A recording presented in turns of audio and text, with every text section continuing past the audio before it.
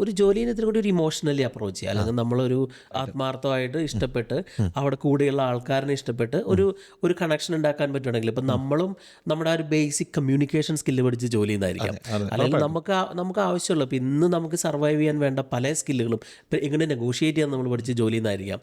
അല്ലെങ്കിൽ ആ ഒരു ഹ്യൂമൻ ടു ഹ്യൂമൻ ഇൻറ്ററാക്ഷൻ, നമ്മുടെ ഒരു ഫാമിലി അല്ലെങ്കിൽ അതിൻ്റെ ഔട്ട്സൈഡ് ഒരു സർക്കിളിൽ എങ്ങനെയാണ്, ഒരു വർക്കിംഗ് ഗ്രൂപ്പ് എങ്ങനെയാണ് ബിഹേവ് ചെയ്യണത്, അവരുടെ നീഡ്സ് എന്താണെന്നൊക്കെ നമ്മൾ പഠിക്കുന്നത് ജോലികളിൽ നിന്നാണ്. അപ്പോൾ ആ സിസ്റ്റത്തിൽ നിൽക്കുമ്പോൾ അല്ലെങ്കിൽ അത്തരം ആൾക്കാർ ഇൻട്രാക്ട് ചെയ്യുമ്പോൾ അതിനെ യൂട്ടിലൈസ് ചെയ്യാം. നമ്മൾ ഈ പറഞ്ഞ പോലെ don't wait for permission, just do it, just show up.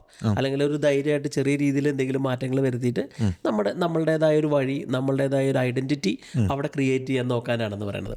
Seth ഗോഡിന് ഏറ്റവും കൂടുതൽ ഉപയോഗിച്ചിട്ടുള്ള വാക്കാണ് B remarkable in your job. അതായത് നമ്മളൊരു എവിടെയെങ്കിലും ഒരു ഇമ്പാക്റ്റ് ഉണ്ടാക്കാൻ ശ്രമിച്ചുകൊണ്ടിരിക്കുക. നമ്മൾ ചെയ്യണം, എന്തായാലും നമ്മളൊരു സ്ഥലത്ത് പോകണം, അവിടെ സമയം സ്പെൻഡ് ചെയ്യണം, മേക്ക് ഇറ്റ് ലിറ്റിൽ ബിറ്റ് ഒരു എനർജറ്റിക് ആയിട്ട്, ഇതും കൂടി പാഷനേറ്റ് ആയിട്ട് എമ്പത്തറ്റിക് ആയിട്ട് ചെയ്യാൻ പറ്റുവാണെങ്കിൽ നമുക്കൊരു ഫ്യൂച്ചറിലേക്കുള്ള ആ ഒരു പുറത്തേക്കുള്ള വഴി നമുക്ക് തന്നെ ക്രിയേറ്റ് ചെയ്യാം.